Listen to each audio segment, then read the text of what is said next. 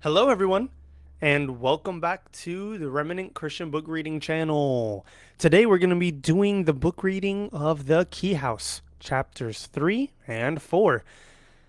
Last time we left off, if you haven't remembered, the kids found a hole in the ground that led to a sort of map room. And now, after telling their parents about it, there's some idea of maybe something being in the attic of what the grandfather looked like.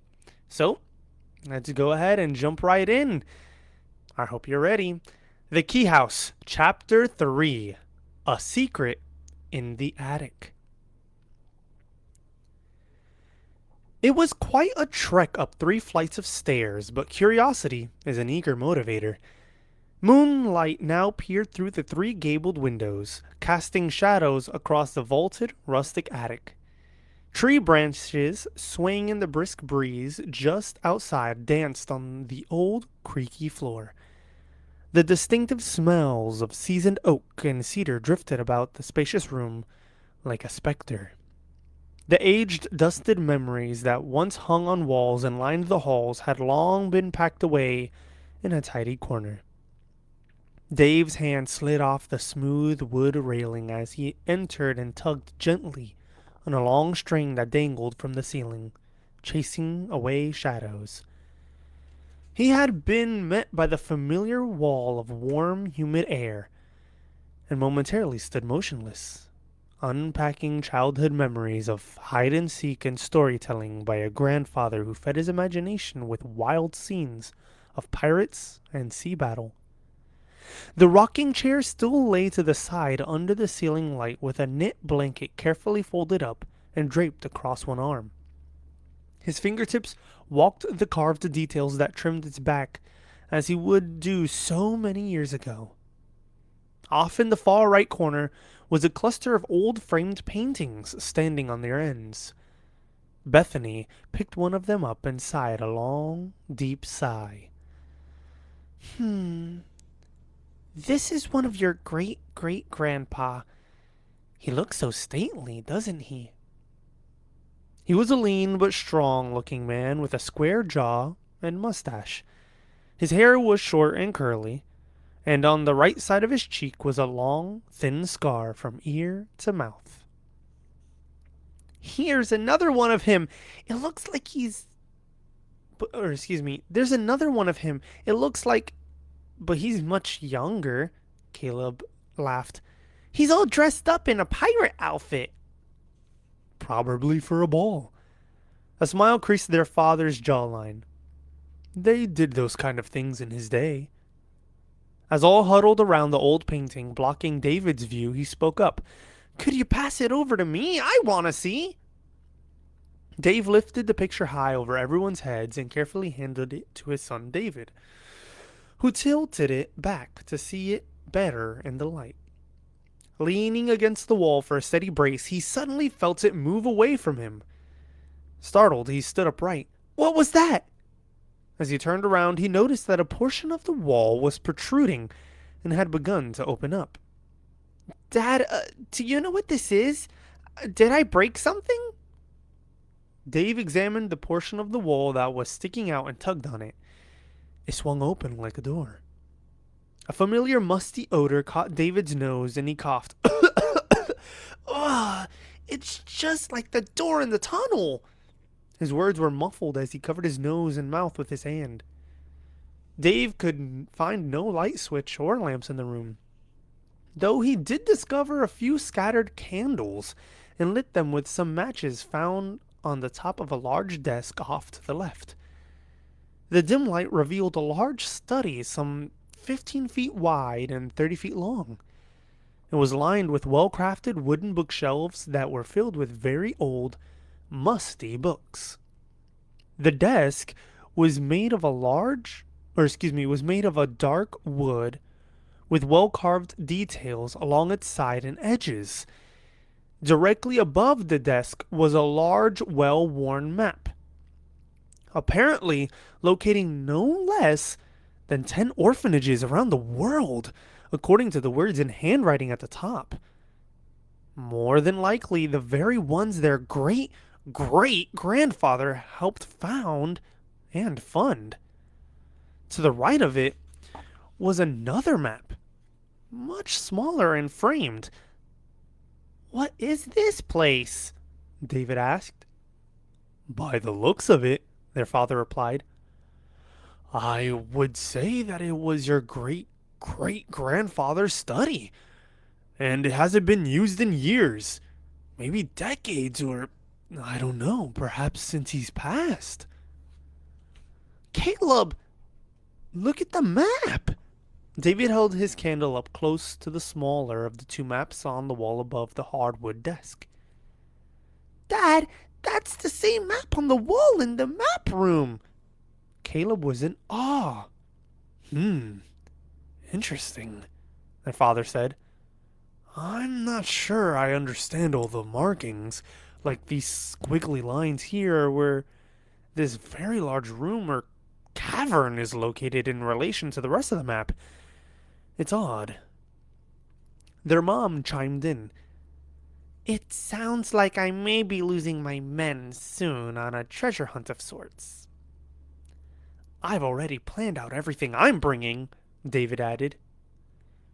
Will there be enough room in your pockets? Caleb chided.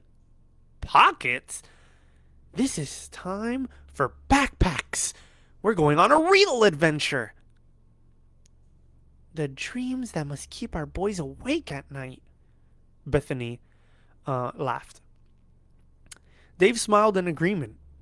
And speaking of dreams, I think it's about time for some children to start thinking about getting ready for bed. Tomorrow's a special day. Their mother and... Or excuse me, I'm sorry. And speaking of dreams, I think it's about time for some children to start thinking about getting ready for bed. Tomorrow's a special day, their mother encouraged, trying to hide her obvious hint that tomorrow was Mother's Day. Oh, Mom, so soon? Just a bit more time, please, David pleaded with a silly puppy dog look. Dave, what do you think? 10 minutes, no more, their father warned. Turning toward his brother, Caleb very discreetly whispered, I forgot all about Mother's Day. You know, we'll need to wait on our adventure. David could only reply with a disappointed frown and a slight nod. With that, Dave and his children all investigated their new find with wide-eyed curiosity. Books on the Caribbean and faraway lands filled the bookshelves, all dating to the 17 and 1800s.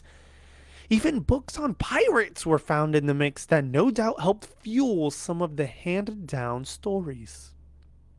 Later, as Dave gathered his kids in one of the boys' bedrooms after they all bathed and brushed their teeth, he opened their Bible storybook to read aloud in his nightly time of devotions with them. After he had read and prayed, and Lizzie had been tucked in, Dave kissed his sons' foreheads, telling them how much he loved them. David spoke up. Tomorrow was going to be the best adventure ever. Oh my, was that your plan? I mean, before your mother reminded you? His father asked, sitting on the edge of David's bed. You do remember our plans that we talked about the other night. Sure, Dad. Sure, Dad, Caleb said, but really wanting to get back to discussing the adventure and when they could all do it. So, when do you think we could investigate the tunnel? Well, that's something I will need to discuss with your mother. But I'm not seeing why we couldn't next Saturday. We're gonna have to wait a whole week? David inquired sadly. Oh my, yes. A whole week. But Dad, could we do it like Monday or something? David begged. Now, boys, couldn't... You know my schedule with the school is not very flexible. I'm sorry, but it will need to be Saturday. The two of them sat quietly, staring at each other. When their dad laid down a directive, there was never any bending. And David and Caleb knew this. No bartering. David broke the silence of their disappointment. Would Lizzie and Mom be coming with us on our hunt? No, I'm afraid not. Your mother has far too much to do, and Lizzie isn't quite ready for something like this. But, Dad, if we find treasure, we'll all be heroes. Doesn't Mom want to be a hero? David asked. Your mom doesn't need to find treasure to be a hero, David. In many ways, she's another one of those unsung heroes I was talking about. David looked at his dad with surprise. Really? Mom's a hero? And she didn't even find treasure? Well, I don't know about that. She did find me. Dave was never very good at hiding his grin. Oh, Dad, that was bad, David kidded. Easy there, David. The apple doesn't fall far from the tree, Caleb said with a smirk. His brother just looked at him confused. Never mind, son. Their dad gave a playful glance at Caleb. Your mom is a hero, though. In like in what way? Caleb asked. Think of all the ways she sacrifices for you kids. Doing your laundry, shopping, making each of your birthdays special. And cooking us hot dogs and mac and cheese, David interrupted. Yes, hot dogs and mac and cheese, their dad agreed. She does so much for each of you and for me. Unsung heroes give so much, but many times receive little praise. No songs are sung about them. After their dad kissed them goodnight, Caleb and David lay there thinking about what he had said, wondering if they could do something about that. The next morning, although the adventure had been delayed, the two Noland boys were determined to make Mother's Day special. They entered their mom and dad's bedroom carrying a breakfast tray and singing a little ditty about their mom they had made up just that morning. Although they were quite a bit off key, Bethany smiled. Mothers find it hard to hear those things. It was beautiful. Music to her ears.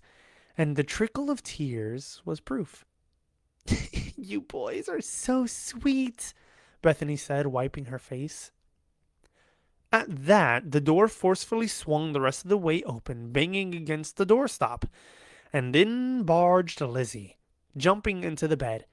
Mommy, what's wrong? Were the boys being mean to you? She asked defensively, staring at her brothers with a look that could put even a demon to flight. David and Caleb simply stood there looking innocent and sweet. Bethany just stroked her daughter's unkempt hair from her face. No, no, Lizzie dear. They were just making Mommy cry some happy tears.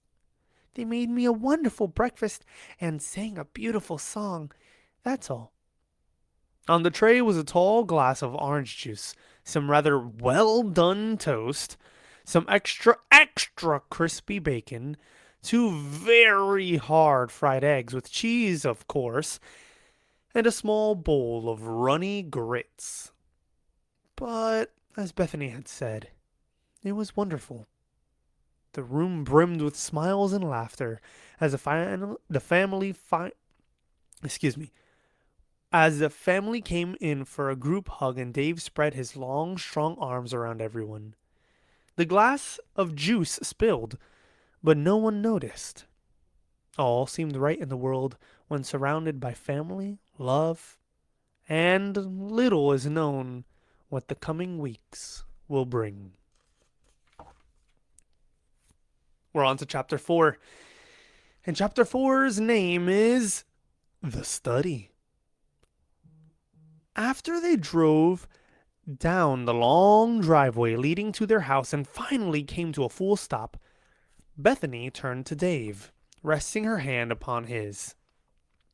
Dear, that was really special today, and to have the gentleman serenade our table was so sweet and thoughtful. Well, I'm glad you enjoyed it, hun. That guy's fingers were as quick as lightning, David interrupted the romantic moment from the back seat with his characteristic enthusiasm and a quick riff with an air guitar. David! Caleb was shaking his head but caught himself before blasting his brother for the lack of sensitivity.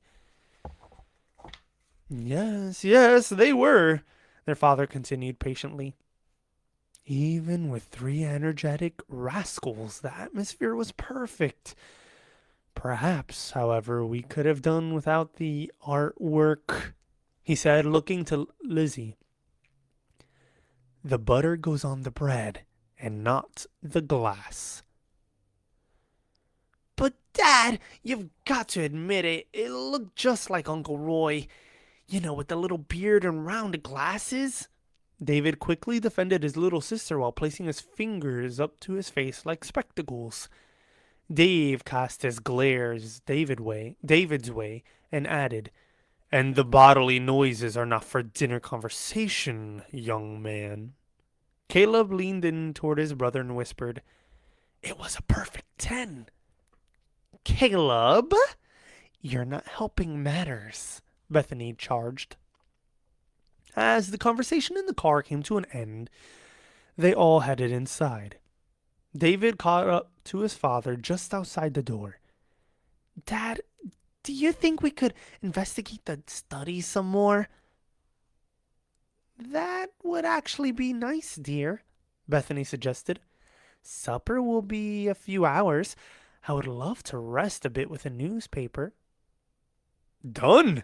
We'll do it, Dave replied. Let's all get changed first, however. Can I come, Daddy? Lizzie begged. Please, dear, their mother added. Sure, sweetie. You get changed too. Dave then handed the newspaper they had picked up at the head of the driveway to Bethany as they walked in. Within minutes, the kids were ready while their mother settled into a rocking chair on the back porch, overlooking the backyard and the vast woodland behind it. It was a beautiful afternoon for relaxing and investigating. Dad, do you remember where the door is? It's kind of hard to see in the dim light, Caleb asked while they all gathered in the attic. I see what you mean. I think it should be right about here. Dave pressed on the wall as his son had accidentally done the night before, and the wall came to life.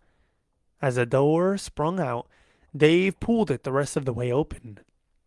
The musty smell was noticeably less now as they entered the dark room. What? Why do you suppose there's no electricity in here? David wondered aloud. My guess is that this study has gone undetected, well, since the invention of the light bulb, their dad suggested. Did you ever hear any stories about great-great-grandpa's study, Dad? Caleb asked. Nope, I sure didn't. I bet it was built after his kids were grown and gone. And I'm guessing they never knew. Dave lit a candle to brighten the room. Here's some matches. Light the other candles, he said, handing a small box of matches to David. No need, Dad. I came prepared. David had pulled a long flashlight from his cargo pants' large pocket. Any toads today? Caleb teased. No, of course not. I just pulled these shorts from my dresser. You wouldn't happen to have any more of those on you now, would you? His father asked. Actually, David paused as he revealed 3 smaller flashlights from his baggy shorts. Perfect. Their father tousled his son's hair, then rested the lit candle on the hardwood desk, passing out the flashlights to the others. He scanned the bookshelves some more for interesting titles. All the books were old and musty smelling. His great-grandfather was a very devoted man of God, and the books Dave was perusing testified to this. Hey, Dad, can you help me with this? Caleb was struggling with the desk drawers. None of them seemed to be able to open. Are they all just really old and stuck? No, I'm guessing not. Most side drawers of desks this age won't open unless the top center drawer is. But it's stuck too, Caleb observed. And I'm not seeing any keyhole either. Interesting. Very unusual. Lizzie could barely contain herself. This study is just so mysterious. David crawled under the desk looking for some hidden way to get into the impregnable little fortress of secrets. But Caleb's eager inquisitiveness had given way to frustration as he began to shake the top center drawer by its handles. Easy, kiddo, his dad cautioned. We don't know how fragile this thing is, remember? It's very old. It's definitely not fragile, Caleb grunted, giving the drawer one last shake. As he did so, however, the right knob moved inward and turned under the pressure. Caleb heard a click as the knob remained in position, slightly depressed. At first, he was motionless, thinking he had broken the handle. But then he gently pulled on the drawer and it freely slid outward. David drew a dramatic breath. So cool! Everyone stood in amazement while they began opening the unlocked side drawers. When Caleb opened the lowest right-hand one, there was one lone article in its bottom. A book bound by a leather strap to keep it closed. This seems like an odd-looking book. Caleb turned it over in his hands, analyzing its strangeness. Appears to be a diary of sorts, his father observed. His son handed him the book, and he undid the small buckle that bound the leather strap around it. As he opened it, his eyes quickly browsed the words on the first page.